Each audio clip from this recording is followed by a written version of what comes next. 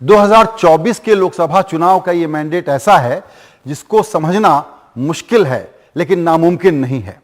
ये अनएक्सपेक्टेड है क्योंकि हम सब लोग एक ओपिनियन बना के बैठे थे, एक उम्मीद लगा के बैठे थे अपने पूर्वाग्रहों के मुताबिक कि ये मैंडेट ऐसा आएगा या वैसा आएगा। मैंडेट का मतलब समझिए, बड़ा सिंपल है कि एक सरकार जो 10 साल से पावर में थी उसको रूल करने के लिए दोबारा मौका दिया है पब्लिक ने।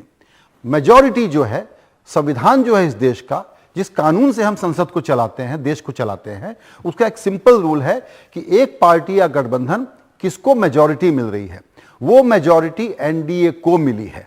जाहिर है कि एनडीए के नंबर कम हुए हैं लेकिन इसका मतलब ये नहीं है कि वो हार गई है। तो कोल्ड लॉजिक लगाइए, ऑब्जेक्टिव फैक्ट देखिए कि नरेंद्र मोदी लेड बीजेपी और एनडीए को तीसरी बार मौका दिया गया है। पब्लिक ने जनादेश दिया है कि आप गवर्न करिए। कंटिन्यूटी का मैसेज है इसमें, कंटिन्यूटी का मैंडेट है। इस मैंडेट को एक और तरीके से समझने की जरूरत है। जो पूरे चुनाव हुए हैं देश में, उसमें एक डोमिनेंट फ्लेवर क्या है, वो है एंटी इनकम्बेंसी का।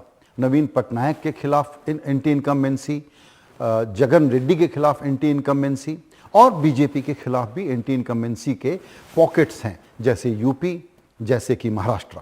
वो इसलिए है कि इस डोमिनेंट एंटी इनकम्बेंसी के माहौल में बीजेपी ने दरअसल एंटी इनकम्बेंसी को डक किया है और उसको ये एहसास कहीं ना कहीं रहा होगा। इसीलिए जो रणनीति बनाई उस वजह से ये नंबर आ पहुंचा है जहां एनडीए को क्लियर कट मेजॉरिटी है। तो एंटी इनकम्बेंसी थी, उसको डक किया है, अलाइज को अच्छा ढूंढा और एक अच्छी तरीके से एक फाइट देने की कोशिश की, 2 विधानसभाएं हासिल की और कंटिन्यूटी का मैसेज लेकर के आए और साथ में एक कोलिशन एरा में लौट करके आना पड़ा। भारत पिछले 10 साल को छोड़ दीजिए तो लंबे दौर तक कोलिशन एरा में ही था, गठजोड़ वाले ही सरकारों में था। और गठजोड़ की सरकारों का मतलब अस्थिर सरकार नहीं है। पॉलिसी की स्टेबिलिटी और बड़े बड़े पॉलिसी के रिफॉर्म कोलिशन गवर्नमेंट के दौरान ही हुए हैं। अपोजिशन को उम्मीद से ज्यादा कामयाबी मिली है। यही वजह है कि इसके ठीक पहले जब उसने एग्जिट पोल देखे तो शोर बचाना शुरू किया और चुनाव के मैंडेट को डीलेजिटिमाइज करने का एक माहौल सा बनाया। लेकिन अब सब शांत हैं, किसी को कोई ईवीएम से कंप्लेन नहीं है क्योंकि विपक्ष को भी बहुत सफलता मिली है इसमें। लेकिन यह सफलता पब्लिक ने दी है उनको। पब्लिक ने तय किया है कि वो क्या ओपिनियन रखते हैं और क्या चाहते हैं। तो पब्लिक क्या चाहती है? पब्लिक एक संतुलन चाहती है। पब्लिक ने सेंट्रिस्ट पॉलिटिक्स का रास्ता चुनने के लिए पॉलिटिकल पार्टी को जो रूल करेगी उसको मैसेज दिया है। बड़ा सिंपल मैसेज है ये, बड़ा सिंपल मैंडेट है। लेकिन ये मैंडेट हिस्टोरिक सिर्फ इसलिए है क्योंकि तीसरी बार मौका मिला है बीजेपी को और एनडीए को रूल करने के लिए।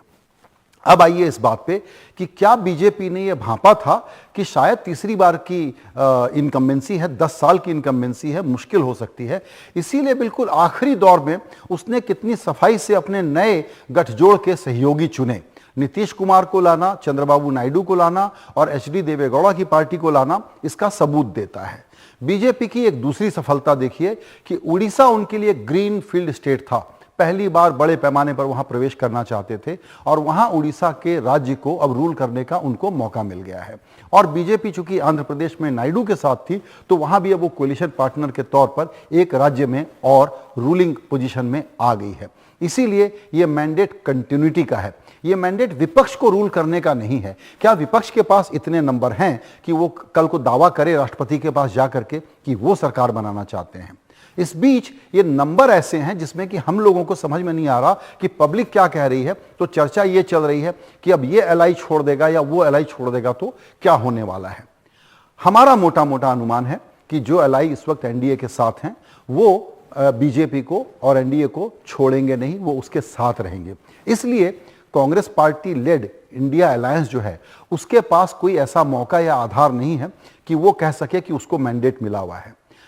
100 सीटों के आसपास अगर कांग्रेस पार्टी को मिलता है और वहीं पर बीजेपी को 240 के आसपास मिलता है तो सबसे बड़ी पार्टी कौन है और सबसे बड़ा अलायंस किसके पास है, ये क्लैरिटी रखनी चाहिए।